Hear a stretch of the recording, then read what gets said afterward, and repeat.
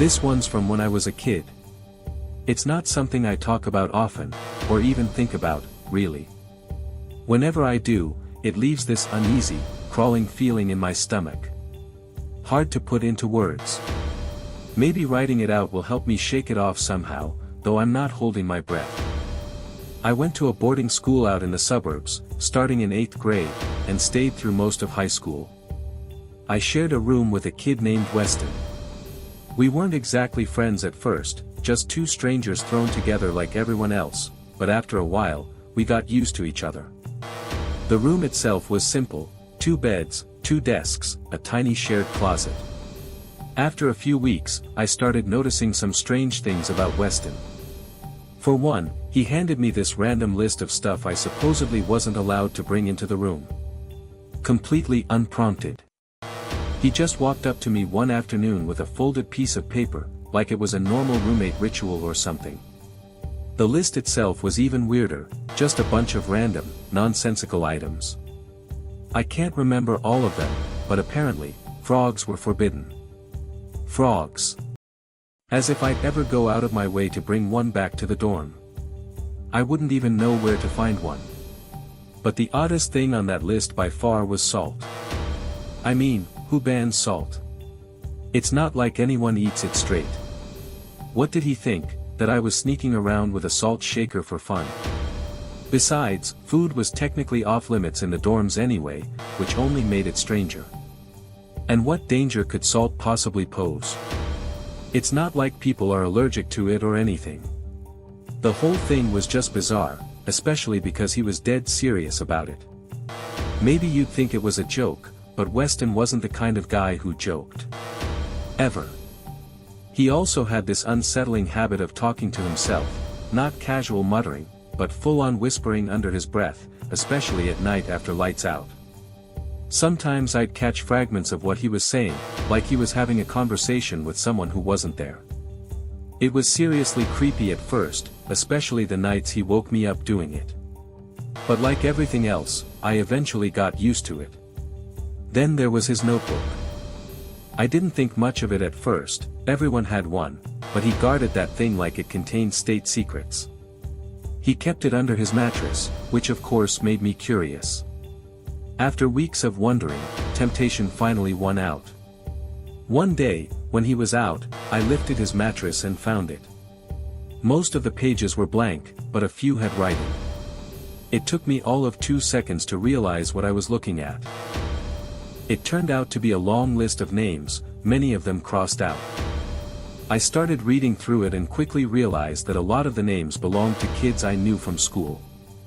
My stomach dropped as I scanned the pages, desperate not to see my own, but there it was, written on one of the last pages, untouched and uncrossed. That should have been a relief, I guess, but instead it made my skin crawl. There was nothing else in the notebook, just those names, some crossed out, most not.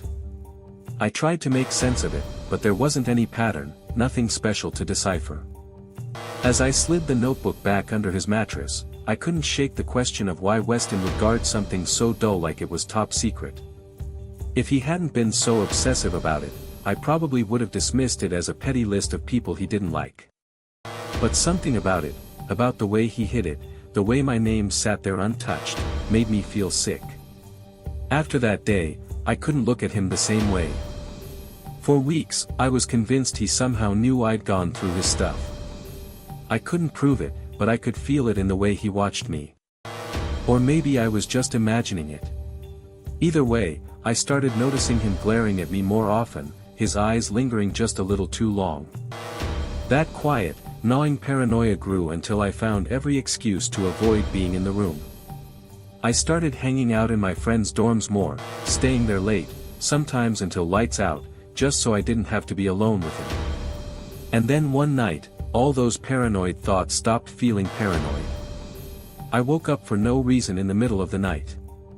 The room was pitch black, and at first, I figured I'd been stirred awake by his whispering again. But as my eyes adjusted, I realized this time was different, worse. Weston wasn't muttering. He was standing right next to my bed, leaning over me in the dark, grinning. His hands were raised like he'd been about to move or touch something but froze the second I stirred. I screamed without thinking, bolting upright, but he didn't even flinch. He just kept smiling down at me, completely motionless, his face pale and still. The shock of it was bad enough, but the fact that he didn't react at all made it so much worse. When I finally managed to stammer out a question, asking what the hell he was doing, he calmly said that I'd been talking in my sleep. Like that somehow explained why he was standing over me at 2 in the morning. I didn't know what to say. His grin never faltered, and that alone was enough to keep me from pressing him further. Without another word, he turned and went back to bed. I stayed awake for the rest of the night, not because I wanted to, but because I couldn't close my eyes again. The next morning, when things felt a little less surreal, I tried to bring it up, thinking daylight might make it easier to talk about. When morning came and the room was filled with daylight, I tried bringing it up to Weston, but he just looked at me blankly, like he had no idea what I was talking about. Not defensive or annoyed, just that kind of confused, dismissive look people give when they think you're making something up for attention. He even laughed a little, like he thought I was joking. I couldn't tell if he was lying through his teeth or if he genuinely didn't remember standing over me. I wasn't sure which possibility scared me more. After that, the fear didn't fade, it got worse. And it wasn't just fear of Weston anymore, it was fear of the room itself, like whatever strangeness clung to him had soaked into the walls. Even when he wasn't there, I felt uneasy being alone inside it. A week later, things went from uncomfortable to flat-out horrifying. I came back to the dorm late one night and found a small garden snake coiled on my bed. A live snake, just sitting there like it belonged. I screamed before I could think, and Weston turned from his desk, staring at me with this perfectly calm, almost blank expression. He actually apologized, said it was just a harmless prank, but there was no humor in his voice. When I demanded to know where he'd even gotten a snake, he gave me that same distant look and said something that still makes my blood run cold. "What do you mean? They're everywhere." I didn't even know how to respond to that. I hadn't seen a single snake anywhere on campus. We were surrounded by woods, sure, but still, it didn't make sense. What made it worse was what happened next. He reached over, opened a glass jar sitting on his desk, and the snake slithered right in on its own, like it had been trained, or worse, like it wanted to be caught. I remember just standing there frozen, unable to comprehend what I'd seen. Everything about it, from the fact that he had a snake in my bed, to his eerie calmness, to the way the creature behaved, felt deeply wrong. I didn't tell anyone. I wanted to, but I was 13, too scared, too naive, and terrified of what Weston might do if I got him in trouble. A few nights later came the breaking point. I woke up in what I thought was a nightmare, sleep paralysis. I couldn't move, couldn't even blink, and there was something above me. A dark shape swirling around the ceiling, like smoke but heavier, thicker, alive. It pulsed as it moved, like it was breathing, shifting in and out of form. I could only stare helplessly as it began to drift downward, closer to my bed. Then from within that shifting mass, something like a claw stretched out and started scratching at the edge of my bed frame. Slowly, deliberately. When it reached for me, I thought I was done for, but just before it touched me, it suddenly recoiled, like something had scared it or burned it. Then it went wild. It darted around the room in a frenzy, slamming into walls, knocking things off our desks, crashing through the closet like it was searching for something. No one else was supposed to be in that room. That was the nail in the coffin for me, the moment all my attempts to rationalize what had happened the night before completely fell apart. I'd spent the morning trying to convince myself it had been a dream, or that I'd imagined it somehow, but seeing that open window destroyed every logical explanation of it. One of the RAs told me to grab my things from my old dorm, and when I got there, all of Weston's stuff was already gone. Completely cleared out. He must have done it earlier that morning. No one explained anything. The administration just moved me into a new room with a different roommate, acting like nothing out of the ordinary had happened. When I asked about Weston, all they said was that he was no longer my concern. That was the last time I ever heard his name. I never saw him again. Honestly, I barely remember the rest of my time at that school. It's like my brain locked it all away, shut everything down as a kind of survival mechanism. I don't think I'll ever really know what was wrong with Weston, and to be honest, I don't want to. I've gone over every possible explanation for that night, and none of them make sense. The window had been broken from the inside, and if something had smashed it from the outside, there would have been debris on the floor. I can't convince myself it was Weston either, not with how deeply he'd been sleeping, and not with how quickly I'd woken up after that nightmare. I would have seen or heard him moving. But I didn't. Whatever happened that night wasn't normal, and it still chills me to think that maybe it wasn't a nightmare at all. When I was little, my parents used to send me to my grandparents' farm in Pennsylvania for 2 weeks every summer. The place sat on 40 acres of land, though it was mostly woods rather than farmland. My cousin Francisco would visit during different weeks because our parents wanted to give our grandparents a break between having us there. I always went for the first 2 weeks of July, and he always went for the last 2 weeks of August. The house had 3 floors, though the third was really just an attic with one finished room that used to belong to my dad when he was my age. That's where I slept. The ceiling sloped down on both sides, and there was a single window that looked out over the backyard and into the woods beyond. My grandparents went to bed early, usually before 9, and my parents had told me it was rude to stay up later than them, so after they said goodnight, I'd stay in my room. I rarely went to sleep right away, though. I'd read books under the covers with a flashlight or play my Game Boy until I got tired. There wasn't much else to do out there. The first summer passed without anything strange happening, but by the second summer, little things started to feel off. One of the first nights I was there, I was lying in bed reading when I heard soft footsteps coming up the attic stairs. They were light and deliberate, like whoever it was didn't want to be heard. My eyes fixed on the door just in time to see the handle slowly turn and the door ease open about 6 inches. My heart skipped. I quickly switched off my flashlight and lay back, pretending to be asleep. I figured it was my grandma checking on me, and I didn't want to get caught staying up late, but after that, there was nothing. No sound of footsteps going back down the stairs, no creak of the door closing, just silence. I eventually managed to fall asleep, assuming either I'd missed her leaving or she was still standing there watching for some reason. The next morning, I told my grandpa about the footsteps. He just chuckled and said the house was old, that it made noises, and that raccoons sometimes got into the walls. It was a weird explanation, especially since I was certain I'd seen the doorknob move, but I didn't want to argue. Besides, the footsteps I'd heard were far too soft to be his anyway. So, I just assumed it had been my grandma and that my grandpa didn't actually know anything about it. 3 nights later, I woke up, or at least I thought I had, because my bed was shaking. Someone was standing at the foot of my bed. It was dark, but I could make out a vague silhouette. I couldn't tell which of my grandparents it was, but it scared me just the same. I closed my eyes and silently counted to 100. When I opened them, the figure was gone. I told myself it had just been a nightmare, but it didn't feel like one.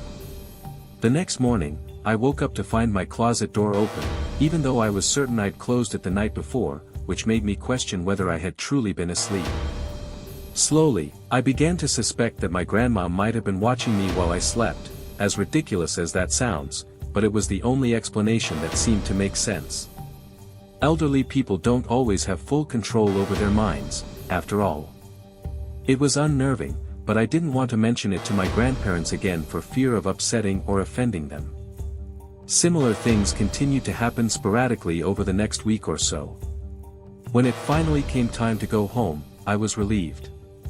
On the drive back, I told my mom everything. She laughed, saying it would have been impossible to get my grandma out of bed once she fell asleep, and added that I had an active imagination and that old houses were naturally creepy. She also mentioned that Francisco had never complained about anything when he stayed there, which made me wonder if maybe I truly had just imagined it all. I returned the next summer, and the same unsettling events repeated. I never actually saw my grandma's face, but I could feel her presence. To minimize the risk of encountering anything strange, I started going to sleep much earlier than before. Years went by. My parents eventually stopped sending me to my grandparents' farm, and a part of me felt relieved. My grandparents passed away while I was in college, just weeks apart, and their funerals were profoundly depressing. Beyond the grief, I had to interact with relatives I hadn't seen in years, which I wasn't exactly eager to do. One of those relatives was Francisco, my cousin, who I hadn't spent much time with despite being around the same age. It took less than a minute of talking to realize we had almost nothing in common. The only real connection was our shared time at the farm. Trying to find a topic of conversation, I brought up my experiences there, the footsteps, the figure at the foot of my bed, the mysteriously open closet door, and even shared my theory that it might have been our grandma. I expected him to laugh or at least nod along, but instead he stared blankly and said, "And I'll never forget it, that's nothing. That thing used to touch me." My stomach sank as he described horrors far worse than what I had encountered. He explained that the same figure would appear at the foot of his bed every few nights, but it didn't just stand there. He would feel the mattress depress as if it were sitting, and sometimes he could feel fingers tracing his face or gripping his wrist. He said he would keep his eyes shut and remain frozen until it left. I asked how he knew it wasn't one of our grandparents, and he replied as if it were obvious. The thing that touched him had rough, scratchy hands, nothing like either of our grandparents. I looked at him in shock. I genuinely couldn't believe what he was telling me. Why would he keep something like that to himself? I asked him, and he said he didn't. He had told his mom about it several times, but she didn't believe him and actually got angry when he complained. So, he stopped talking about it and told himself that as long as he kept his eyes closed and didn't move, everything would be okay. Hearing him say that was horrifying. Not only did it confirm everything I had been experiencing, it made it feel exponentially worse. After that, Francisco and I stopped discussing it. I could tell we both just wanted to bury the shared nightmare and leave it behind with the rest of our childhood. But if it wasn't my grandma entering my room at night, thinking about what it could have been is deeply unsettling. The way Francisco described it, as a thing, still haunts me. And yet, thinking that it might have been a human being isn't comforting either, because that would imply someone my grandparents didn't know about was living in the house for years. I don't know which is worse. When I was 9, I lived with my parents in a narrow townhouse squeezed between two identical buildings. My bedroom was on the 3rd floor, with a window looking directly into the house behind ours. The buildings were so close that I could see straight into the room across from mine, maybe 20 feet away at most. For a long time, there was never anyone in that window, but I would glance through it occasionally out of curiosity. Then one day, there actually was someone there, a girl, about my age, with dark hair in a ponytail. I remember she was wearing a yellow sweater. She waved at me, and I waved back. Then she stepped out of the frame of the window. After that, we would wave every day after I got home from school. She was always there at 3:30, like she was waiting, and she always wore the same yellow sweater. We played games through the windows. She would hold up drawings, and I would guess what they were. I would show her my homework, and she would give me a thumbs up or thumbs down. On warm days, I would open my window and try talking to her, but she never opened hers.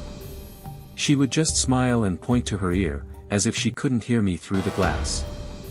I figured her parents were strict about keeping the windows closed. One day, I asked my mom about the girl.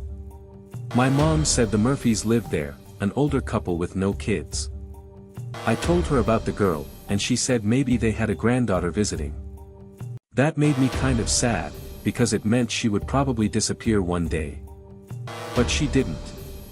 She was there almost every day at exactly the same time, and we played our games for 30 minutes to an hour before she would walk out of view. A few weeks later, I woke up around 2 a.m. to tapping. I walked over to my window and realized it was the girl. This was strange because I had never seen her at any time other than right after school. She wasn't smiling like she normally was. She pointed down at something I couldn't see and put her hands together like she was begging. I didn't know what she wanted, and it started to scare me, so I crawled back into bed. The tapping continued for a few more minutes and then stopped. She wasn't at the window for 3 days after that. I started thinking I had upset her by ignoring her that night. But then on the 4th night, the tapping woke me again. This time she was pressing both hands against the glass. Her mouth was moving like she was saying something, but I couldn't hear her since her window was closed. Her breath fogged up the window, which was strange because it was the middle of May and warm. She kept mouthing the same words. It honestly looked like she was saying, "Help me." Then she stepped back, and I saw something that made me freak out. There was a dark stain on her yellow sweater, like a blotch of paint or mud.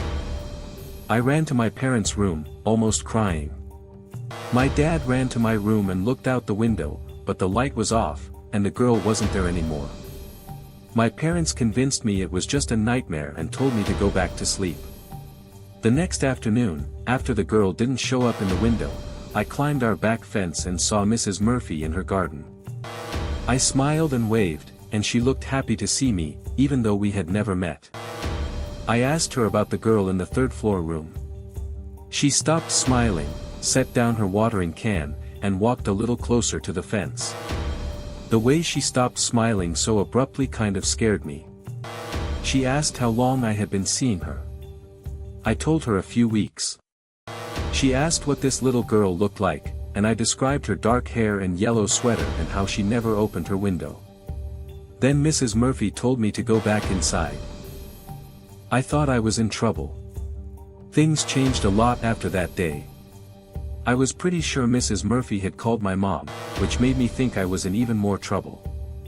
My parents moved my bed to the opposite wall that same night. They hung thick curtains over my window, the heavy kind that blocked all the light. When I asked why, they said it was to help me sleep better. But I knew something was wrong. The next day on the way home from school, my mom told me I couldn't play the waving game anymore.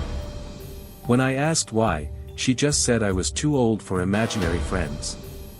I told her she wasn't imaginary, that I had seen her for months. My mom just repeated that I couldn't go to the window anymore. I was so confused and honestly hurt. No one would explain anything to me. My friend was gone. She never appeared in the window again. My parents acted like I had done something wrong by seeing her, not like I could express my feelings to them anyway. I was disobeying them by just going to the window in the first place. We moved about a year later. It wasn't until I was in high school that my mom finally explained things to me, or more specifically, what Mrs. Murphy had told her. Apparently, the previous owners had a daughter named Jenna. She was 11 when she was hit by a car right in front of the house. It happened just after school, and she was wearing a yellow sweater on that fateful day. The family moved out shortly after. When the Murphys bought the house, they tried to use that 3rd floor room, but ended up sealing it completely after things kept happening. My mom didn't really elaborate on that part. I don't think she knew. She just said that Mrs. Murphy had always been very spiritual. I'm 34 now. I live in a house with no windows facing other buildings. That's not an accident. I developed a kind of phobia of windows and reflective surfaces, too. I've had a couple dreams about that girl in the window over the years. It's never a bad dream. I never see her with a stain on her sweater like I had that one night. But she doesn't smile in my dreams like she used to smile at me. This will forever be one of those freaky experiences that just doesn't have an explanation.